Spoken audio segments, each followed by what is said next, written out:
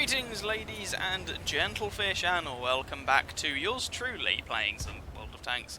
And you may remember that in the last video I said that we had a bit of a theme here about pain and suffering and general misery. So with that in mind, I've got 3 games for you today where I am playing the M3. Oh yeah, we're doing this. Now this is the British variant of the M3 actually. This is the Grant rather than the M3 Lee, but functionally the two tanks are pretty much the same. The differences between them are generally fairly minor. And you could argue that the differences actually make this tank ever so slightly worse. Probably. Maybe. Anyway, now I could have put this as a sort of chase the ace type thing, because at the time when I played this I was still looking to pick up tanks and ace them, which is why I rebought this machine in the first place. But this is one of those scenarios and one of those sets of videos where this is much more about the journey than it is about the destination. So at least one of these games is going to be an ace tanker, spoiler alert, but that's not really what this video is necessarily about, even though that is what I was trying to achieve when I played these matches. So, the M3, it's a weird one. You just have to take one look at the tank and come to the conclusion that it's a bit of an odd duck. And here, by the way, if anyone's confused, I'm just blind firing a bush because the M3 carries quite a lot of ammunition and has a pretty fast firing gun, so why on earth not? So, the M3, how did this thing come about? Well, essentially, let's give you a very, very quick, I say quick, I'm good at waffling, give you a little bit of a bounced on an M5 anyway. Give you a little bit of a history lesson on this thing. So, when the Americans were looking at the prospect of entering the Second World War, they came to the conclusion that their existing M2 medium tank was kind of not up to snuff. It was covered in machine guns because the American military in the interwar years went through this sort of cult of the machine gun, some people call it, where just machine guns cropped up on everything, everywhere. And this, so you had the M2, cult of the machine gun, machine guns all over the place. And it had a little 37mm gun for anti-tank duties. But as things progressed, it became apparent that a 37mm gun was not necessarily sufficient for anti-tank duties, certainly not the sort of machines that would come. And the idea was that basically we need a bigger gun. So the M3 was very much an interim design whilst... Oh, sorry mate, you drove in front of me, but I'm the one who pulled the trigger, apologies for that. Yeah, you for no team damage, right? So the M3 was very much an interim design. At the time, the M4, what would become known as the Sherman, critical hit, was being developed, which would use a 75mm gun and have a fully rotating turret and all that good stuff. But that was in development, and the Americans decided they needed something a bit more urgently. And so the M3 Lee, or M3, was born. And what you basically had was the old M2 medium tank. And I'm oversimplifying this, I know, but you had the old M2 medium tank with a 75mm gun poking out the front of the hull. That was basically it. You've even still got the turret on top, or a turret on top, with a 37mm gun in. I mean, there was actually some discussion, I believe, at the time of just getting rid of that 37mm gun completely. But they decided to keep it. They did get rid of all the machine guns, though. What's interesting about this tank, in my opinion, is the reception it received from different people. So, the M3 was a tank that went to allies during the Second World War as part of the Lend-Lease program. In particular, it went to the Soviets and the Brits. And they both had very different impressions of this based on what they needed, what they were used to, their existing capabilities and whatnot. And that's what I find interesting, because you get people and they'll often go, you know, what tank, plane, ship, whatever is the best? And the answer is, generally there isn't a the best. There's what's needed for a particular situation, what's available, you know, what fits the circumstances. So we'll start off with the Soviets. Their impression of this thing they didn't like it. You know, it's very tall, so you've got this massive silhouette of a vehicle. The armor was alright. You know, you've got this really awkward setup where your main gun isn't in a turret. Hey, we pick up a kill. So, your main gun that you have to slew the hull round in order to point your gun at the target. And that can kind of be justified on a tank destroyer, for instance, where generally speaking you're packing a bigger gun, say. But this thing wasn't. This thing's using a 75mm gun, not too dissimilar to the 76mm gun that the Soviets were using in the T-34 and the KV tanks. And so from a Soviet perspective, they were really like, we do not like this machine. We think this thing is not very good. Now, to be fair, it did have more firepower than the Soviet light tanks that they were trying to replace. Fair enough. But it never really caught on with the Soviets. The Brits, on the other hand, had a rather better perception of this thing. And you might be sitting there thinking, well, why? Because all these points from the Soviets seem pretty reasonable. It is a big tank. It is an awkward configuration, and that's true. All of those things are true. The thing you have to bear in mind about British tank doctrine is that their opinion, or the opinion that this sort of collective mass of people had adopted, rightly or wrongly, was that tanks were there to fight tanks, and as a result the Brits tended to favour... oh, just very quickly, here's an Su-76M.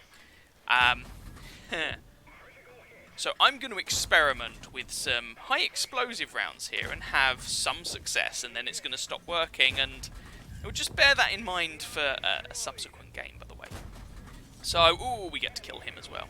So, the Brits tend to use high velocity, low caliber guns, and that's fine for killing armoured vehicles, especially if you're closer. At longer range it can be a problem because the shell velocity tends to drop off more with range, but whatever. But the problem with this is that your 2-pounder, 6-pounder, etc., they have rubbish high explosive shells, and the reality is most of the time you're in a tank, you're dealing with pillboxes and machine gun nests and all these things to support the infantry that realistically you want a HE shell for.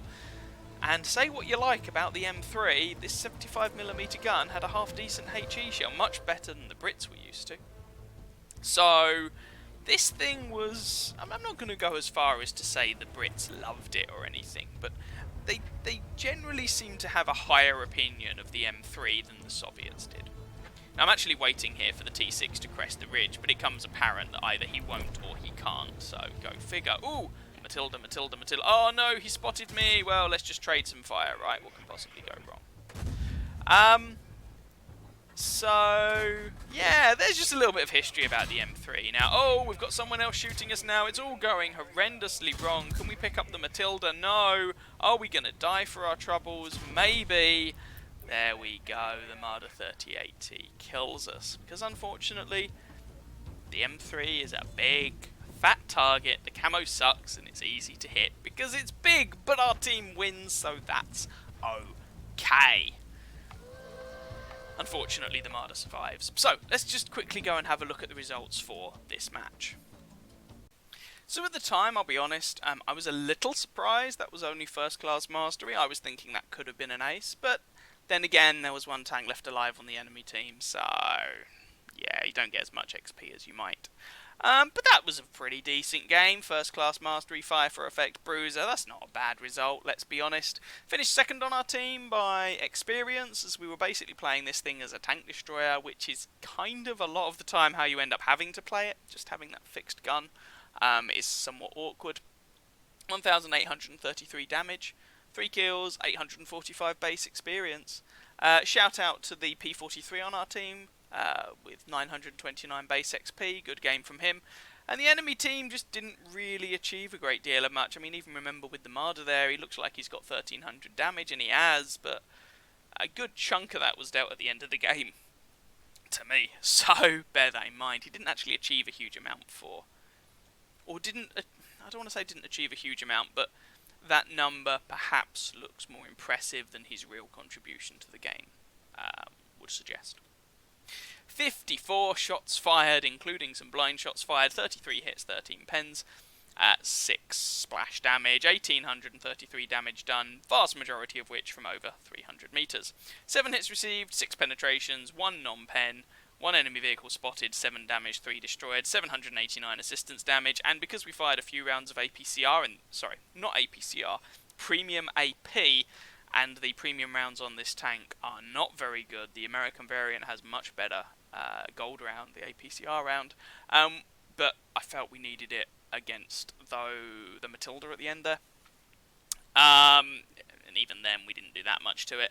But we still made a profit, even with a standard account. We didn't spam the rounds everywhere, but we did use a few of them, so that did eat into our profits a little bit. So that was the first match I wanted to show you, and this was played a couple of days prior to the other 2 games I'm going to show you, and these other 2 games, from memory, were played in the same evening, and I'm just going to show you them in chronological order. Okay, so these 2 games were played pretty much back to back.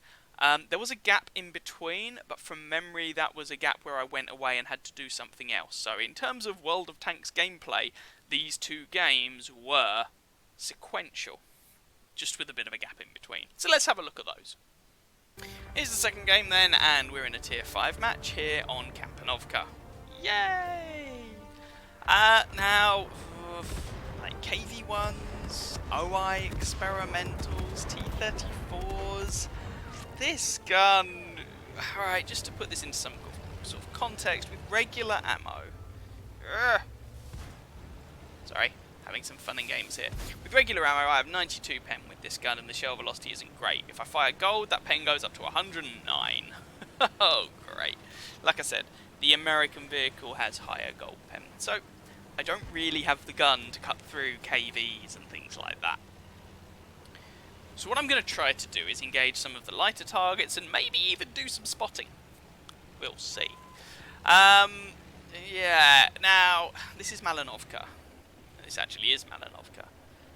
And games on Malinovka do have a habit of being a little bit on the longer side. So we'll see how campy this one goes, or is. Now we've already got a rather ambitious T6 medium tank who's down in the water to my right hand side. The thing with that position is you have no concealment, and if you do get spotted, what are your options? You have none. You are just going to die. You can't maneuver, really, because you're in a body of water which massively slows down your movement. So, it's not a position I would recommend. Put it that way. So, Lux has been spotted and is already taking some fire, which is nice. If we can kill that guy, that would definitely be good. But I'm not really expecting to get a shot on him, or anything like that. I'm just kind of looking over here more just in case than anything, but realistically it's probably more likely, I don't know why I'm looking at the Electo there, it's probably more likely that I'm going to get some shots over to my left hand side. That just get spotted, essentially. So, can we put ourselves in a position to do something about that? I don't want to play this too aggressively, because if I get spotted, I'm probably just going to get deleted.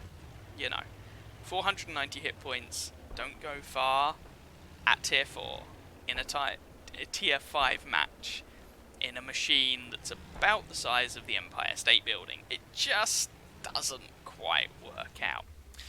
Now, there are some enemy targets up on the hill there, but I don't really have shots, and I'm never going to hit an M8 A1 moving that quickly with this shell velocity. You know, it's pretty much never going to happen. And you might say, oh, why don't you take the shot anyway? I could have done. The thing you do have to bear in mind, as with all of these situations, is whenever you pull the trigger, there is a chance that you will be spotted. You might think, oh, I've positioned myself such that that shouldn't happen, but you could get spotted from an unexpected angle. So there's a little bit of, is it worth me taking the shot going on? And while I've been waffling on, we've already lost 2 friendly Tinky Tonks. So the enemy team, I guess, are slightly in the lead. from that measure. But we're just going to have to be a little bit patient here, trying to see if I can get some shots over toward the sides of the OI Experimental or the KVs or anything like that. Would be really nice. Oh, someone managed to get a shot on that guy.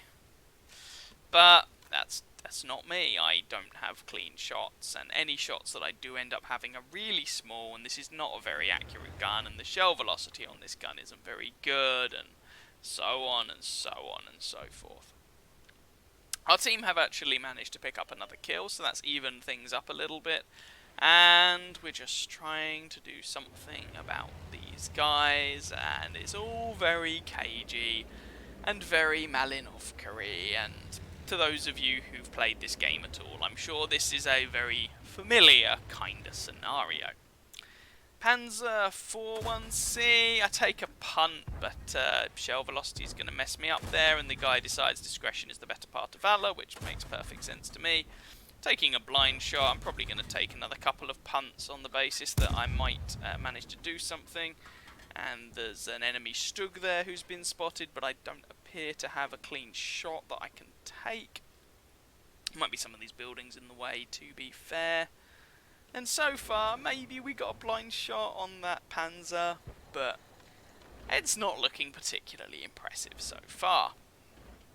Again, this is Malinovka. If you've played this game at all, this is the sort of thing you kind of expect from this map. And there are plenty of people out there who would use that as a rationale for saying, well, maybe this map should be altered or shouldn't be in the game or something. My personal take... Hey, we managed to track the Stug. My personal take is that it is nice to have a little bit of variety, and I don't mind. In fact, I actually quite like having some slower paced maps. I don't think every map should be who can win this brawl location.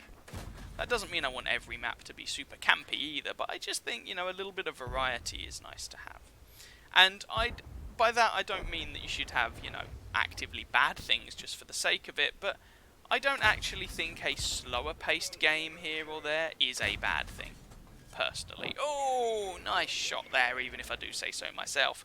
Leading on that Panzer, even with our poor shell velocity and dubious accuracy, that's quite nice. And so we've actually managed to pick up some damage, some assistance damage, and a kill to boot, which is fairly nice. Scoreline is 6-2, and so I'm coming to the conclusion here that it's worth moving forward. Just to see if we can spot anything or shoot anything, progress the game a little bit, and see what we can do. So we've got a KV over there. Binos are up, no one spotted. Okay, well that's a bit boring. What have we got left on the enemy team? Well, obviously their artillery hasn't been spotted. I mean, that's not going to come as any surprise to anyone, I shouldn't think. 1, 2, 3, 4, 5 enemy tanks have been spotted. 1, 2, 3, 4, 5, 6, 7, 8, 9 have not. So that means there are still 4 tanks that are unspotted somewhere in the background, which is something we're potentially going to have to deal with, and a reason not to be too aggressive, I suppose. Because, you know, we can drive forward and then someone can be like, surprise, it's me! Did anyone see that HE shell, by the way, that just casually meandered across the screen and hit the KV-1 in the side? Anyway, eventually, if I'm honest, I'm probably going to get bored. Ooh, never mind, we just spotted out an M10.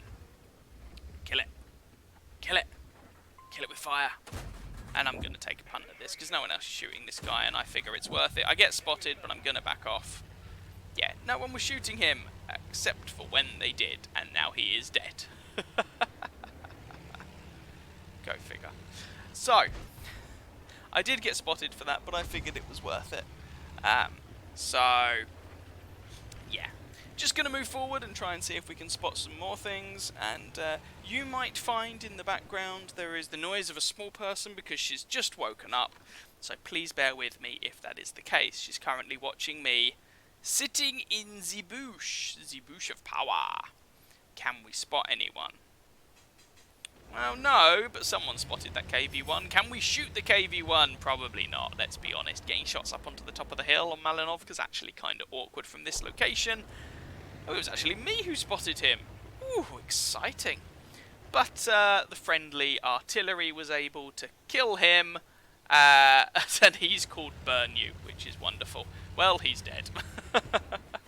Scoreline is 8-6, so we're only actually 2 kills up at this point, and I'm spotting this KV as well. Fabulous. I will take a punt at him.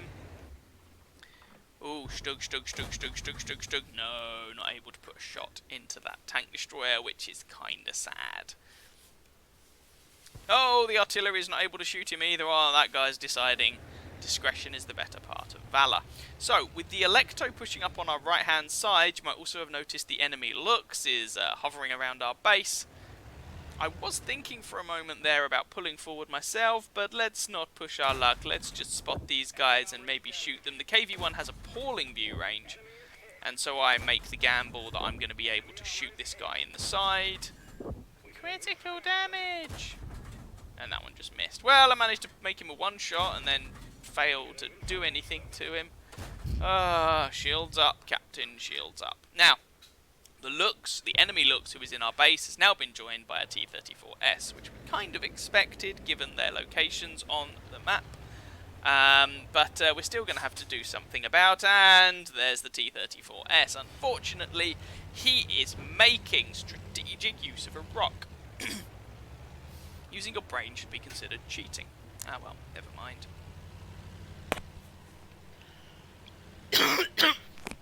Sorry about that.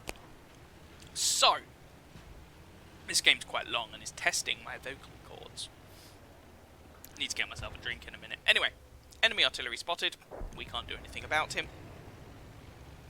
5 enemy tanks left, and that T-34S has actually put himself on 5 kills. That is one to watch out for and one to be wary of. The Lux has died, thankfully.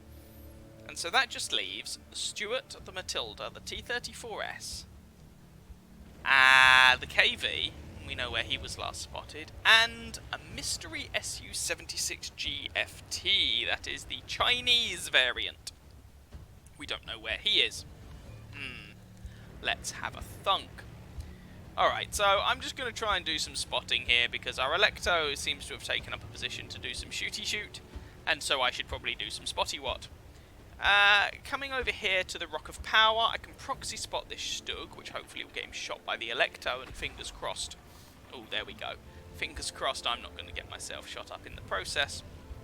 But with any luck, if this guy's just going to sit there, yeah, that's just going to keep happening to him. And we'll just get some more assistance damage. M3, best scout. Oh yeah, come on, one more shot. Oh, that one missed. You can see that's the Electo because he has a shell velocity that's measured in furlongs per fortnight. Right, there we go. Stug's down. And so that leaves the KV-1, who was last spotted over here somewhere. But I'm trying to wait until I'm unspotted before I go and do anything interesting. And I'm hoping the rest of my team are going to get some shots. And, oh, surprise Su-76. I fire a HE round into him and 42. 56. Well, finally 104, but the T-34S has me in the bum.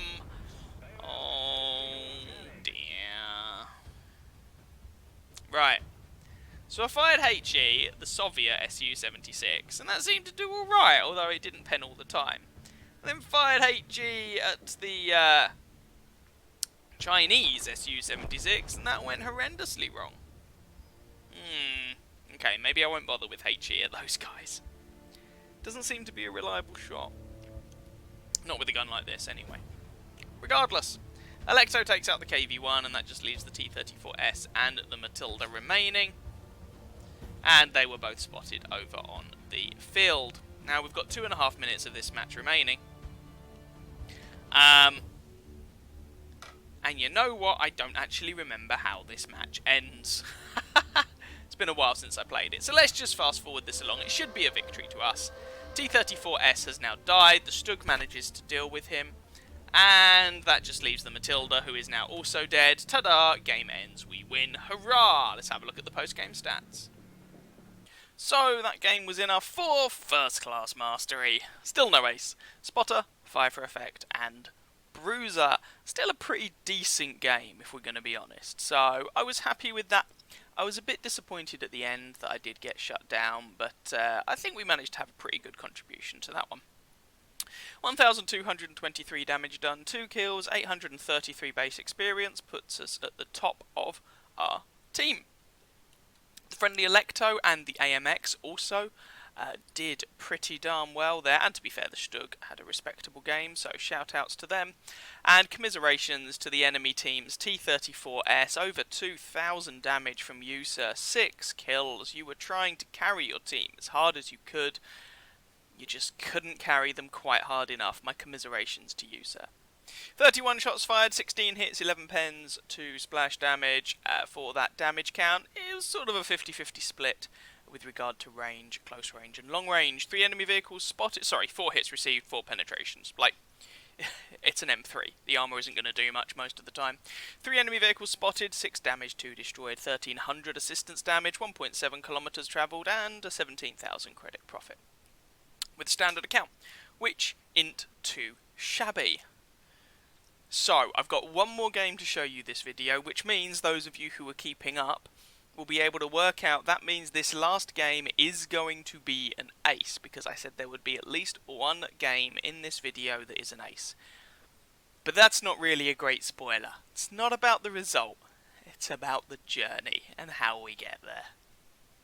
Here we go then, the final game of this video, and we're back here on Lakeville. You can see that this is a tier 4 maximum game. We've got tier 4s, we've got tier 3s. This is about as good as the matchmaking gets. Now, before we really get into the meat of this, I do want you to just keep half an eye out, ooh, bit of lag there, for Valentine Driver. He's just down there at the bottom of the team list in his little tier 3 these days. Used to be tier 4, but tier 3 these days, Valentine. And, like, just keep half an eye out for him. This was a fun one, this game. And, yeah, he's going to be important. So, straight away, we're in the M3, so we're kind of playing more like a tank destroyer, and I'm coming up into that bush to try and do some spotting and shooting, but, was a rather aggressive Panzer 38 NA there, and I immediately get spotted, so I'm getting out of dodge. Now I also spotted him, I think. I'm certainly picking up some assistance damage on him. He is now dead, but I really needed to move because this is a giant target and I was expecting guns to be pointing in my direction. As it is, we managed to get away with 145 assistance damage. We even block the shot from the Panzer, which is nice, but it turns out he has friends, so our relocation was definitely a good idea. And we bounced a shot. Now, the armor on this thing isn't amazing, but it's good enough to get a bounce here or there when top tier. Now, I'm going to be honest, I said keep an eye out for our Valentine friend here. You can see him just in front of me. Initially, in the first parts of this game, I was getting a little bit frustrated by this fellow because it seemed to me he was being a little indecisive, you know, like, you're still here at the back in a machine that's so slow, really just needs to keep moving. But to be fair to him, I don't actually know. He could have been a relatively new player. This is only a tier 4 match at the end of the day, and he's only driving a tier 3.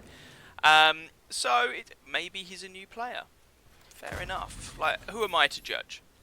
So, but my initial frustrations, and they shouldn't hopefully come across too much in this match. I don't think so. I don't think I shared them. It was just how I was feeling at the time, and I'm taking some blind shots at likely positions of people here. But my initial frustrations ended up being, well, I'm not going to spoil it. They ended up being a thing, and we'll see how it pans out. Now, if you're paying attention to the minimap, you might have noticed that we have successfully pushed through the town. Hurrah! But in exchange, we've lost the valley down the 1 and 2 lines, and we've lost the road down the side of the lake. Now, that isn't necessarily the end of the world, unless your team just pushes hell for leather through the town straight into some waiting tank destroyers, for example. Can you guess how this is going to go? So the enemy Valentine AT has just picked up a kill on the T-127. Scoreline is 5-6, and frankly we've not really achieved much this game. We've done some spotting on the enemy Panzer there. We've damaged the tracks on this Panzer 1C, and this was all getting a little bit frustrating. The thing is, the M3 isn't that fast in the grand scheme of things, and we needed to come back here because we've lost control of the base otherwise. That was my rationale. And we've had to relocate because our initial position wasn't viable. So you can see how this one is going, and we unfortunately have just not been able to do anything. I'm trying to get myself into a position from which I can be useful, but the M3 is an awkward machine to use. Now, it does have one good thing going for it. The DPM on this gun is ridiculous. The gun has other problems, but damage output is not one of them. It suffers a bit from penetration when it's lower tier, but oh mother, this gun hurts when it gets going. Blow the tracks off that Panzer, spin him around, take another shot, and we're here with our Valentine friend. Can he get the kill? No. Can we? Yes. And I've got 2 kills, yay, the scoreline is 8-12, boo. The rest of our team just pushed through the town, the enemy put up a stout defence, and that was all she wrote for our teammates. It's myself, our friendly Valentine driver, and a Panzer 3J, who is probably not long for this world. I'm trying to put some shots down to support him, and at this point, if I get spotted, I get spotted. I'm not worried about it because I just need to shoot these guys. I need to be putting some fire down, otherwise we've lost anyway. They know where I am. It doesn't matter. There's no artillery in this game, which is important to note. And you can see we've actually bounced a few shots here. And the armour, people complain about the armour on the M3, but when you're top tier, the armour doesn't suck. Goodbye, Mr. Locust. That was a good kill, because he is on 4 kills, or was on 4 kills himself. And we take a shot there from the Chiha. Chiha actually has quite a nasty gun for a tier 3, and our little Valentine friend there manages to deal with the enemy Panzer 1C. A Panzer 1C was always going to struggle with the Valentine. The penetration on that gun is just woeful, but they are trying to cap. There's a Panzer Panzer S35 who is trying to cap our base. So I'm going on the left-hand side of this little ridge line in an attempt to hide myself from the enemy as much as possible. And someone is spotting the Panzer. It's either myself or our Valentine friend there. And that was a really lucky ammo rack. Take a couple more shots there. Chiha is behind me, which is suboptimal. The T127 is to my left. But between us, myself and our friendly Valentine driver, like, we have no options here. We just have to dig in, go back to back, and hope that it's enough, essentially. That is all we've got. We're outnumbered 2-1 at this point. We managed to kill some of them. Oh, I put a shot there into the Chiha. This is really awkward because I don't have a fully rotating turret. Our Valentine driver is going for it. He knows no fear. We managed to finish off the not Electo, that's a Valentine AT. Oh, I flubbed that shot. Come on. Oh, our Valentine goes down, and we're able, by taking another shot, unfortunately, to execute the Chiha. That leaves myself against a T127 and an Su-76M. There's the T127. I can probably bounce this guy's shot again, waiting for the gun to aim. There is the kill. That just leaves the enemy Su-76M. Where is he? Now, got a moment to breathe and think. We've got 7 or so minutes left on this game. Now, our friendly Valentine actually apologises, saying sorry he doesn't have 100% skills. Like, that's fine. We went back to back there, and he was a rock star. He pushed out into those 2 enemy tanks when we needed to, because otherwise we risked getting surrounded and just ground down. But he went for it. He took a couple of hits there. He bought me the time to get some kills, and oh, no time to talk about that. Suddenly an Su-76 appears, and I was convinced I was dead here, because, like, I have some armor, but the armor isn't great. But he just bounced 75 average damage. What gun is he using? And he's dead. And we've won. Hurrah!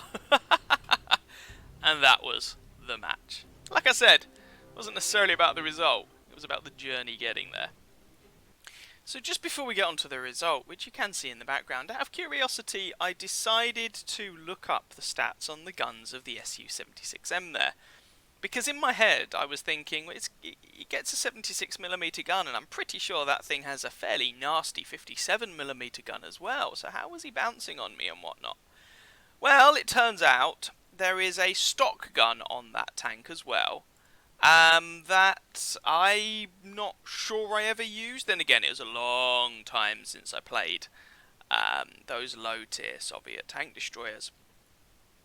And that stock gun is another 57mm gun that does 75 alpha damage, and it's the only one that does 75 alpha damage, and we know how much damage he was doing because it shows you in the game client how much damage you just bounced per shot.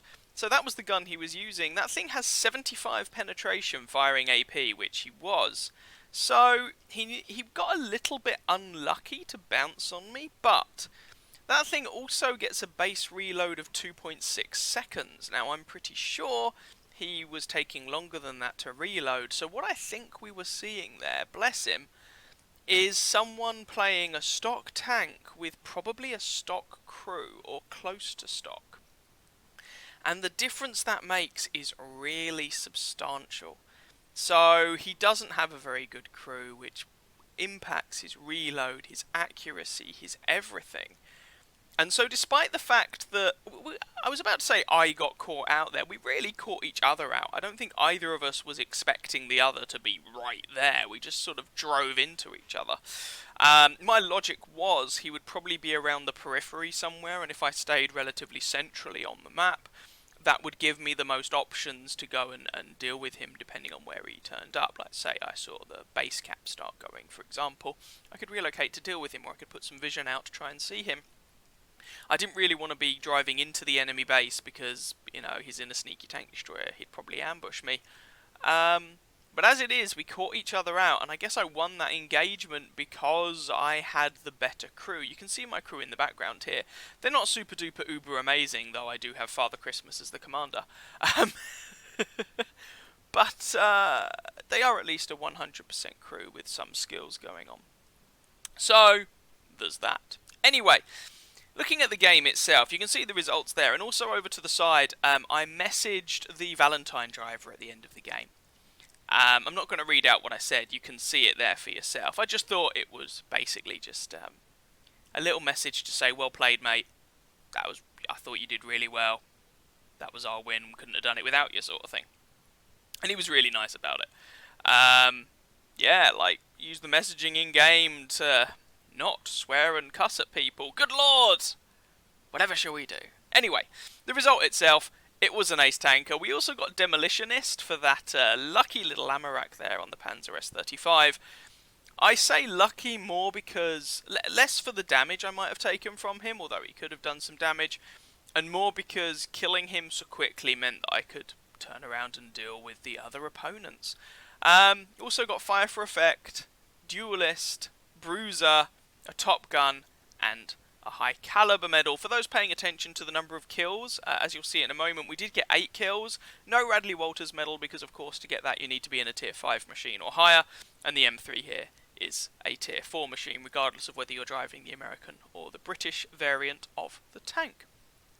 So that was a really fun game in the end. And one that, it's one of those you look at and go, yeah, without us, me, on the team in that case, doing what I did, that game would have been a loss. So, and you also got to see there what the M3 can do in the right situation against that tank destroyer at the end. For example, he fired one shot at me.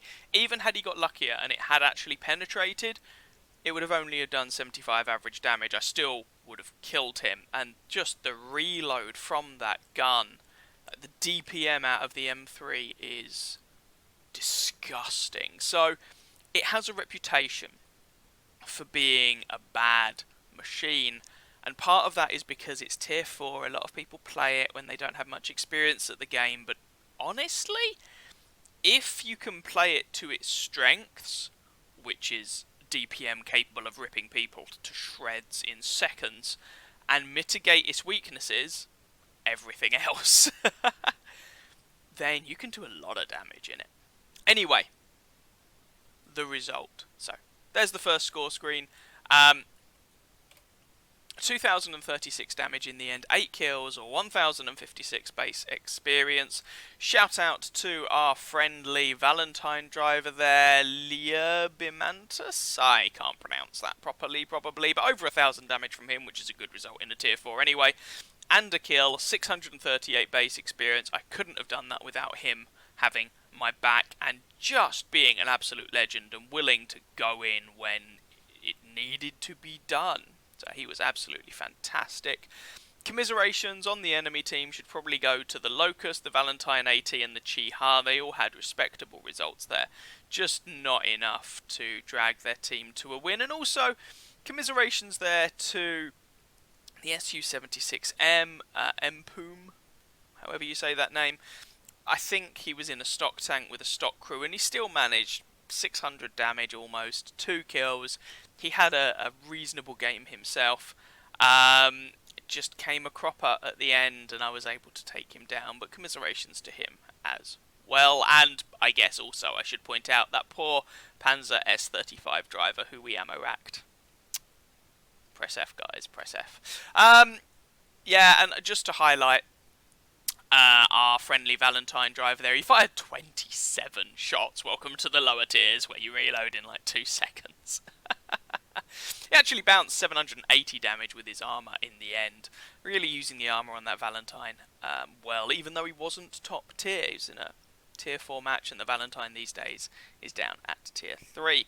And he managed to damage 6 enemy tanks, get a kill, over 500 assistance damage, 80 base defense points, well 79, which is what I really wanted to point out from this. He managed to pick up the Defender medal, as well as a cool-headed, so, and frankly, had he not died at the end, I'm pretty sure he'd have picked up a steel wall as well. Absolute fantastic play from him, so very, very well done to him, and clearly picking up a Defender medal, even disregarding the fact that we had to go back to back there and work together, even disregarding that, he picked up a Defender medal. He was instrumental in winning there, so shout out to him. 42 shots fired, 23 hits, 21 penetrations for that damage count, most of which was from close range, which in a tank like the M3 generally indicates that was a bit of a squeaky bum time game. 12 hits received, 5 penetrated, 7 didn't, showing you that when you're top tier, the armour can do some work. 413 damage there, blocked by our armour. 2 enemy vehicles spotted, 9 damaged, 8 destroyed, 145 assistance damage, 20 base defense points, and 1.89 kilometers travelled. Didn't really drive that far in the end. Most of it was, oh god, our team's dying. Last stand time.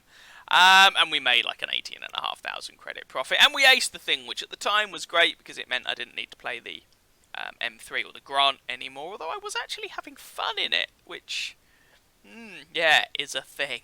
I have since sold it though. There is the other flavour of M3 that I haven't aced, but as I mentioned in a previous video, I'm not trying to ace things anymore because I have other things I need to do with my time. Time is a precious commodity these days, and it must be used wisely. So, with all that said and done, I hope you guys enjoyed that game there in the, or those games I should say, in the M3. Not a very well liked machine, but can still be good fun, and I would especially say, if you are an experienced player of the game, and you're perhaps looking for a little gem of a tank that people often overlook, the M3, maybe it's the machine for you. If you can control and use that hilarious DPM, it's absolutely obnoxious in the right situation. Either variant, it doesn't really matter whether you pick the American or the British version, they're both broadly similar. I would probably recommend the American version just because of the better gold rounds, but they're broadly very similar machines. So, there we go. Like I said, I hope you guys enjoyed. If you did, by all means, feel free to catch some of my other videos and or subscribe to my channel. And, as ever, I wish you very happy hunting on that battlefield. Ciao, ciao.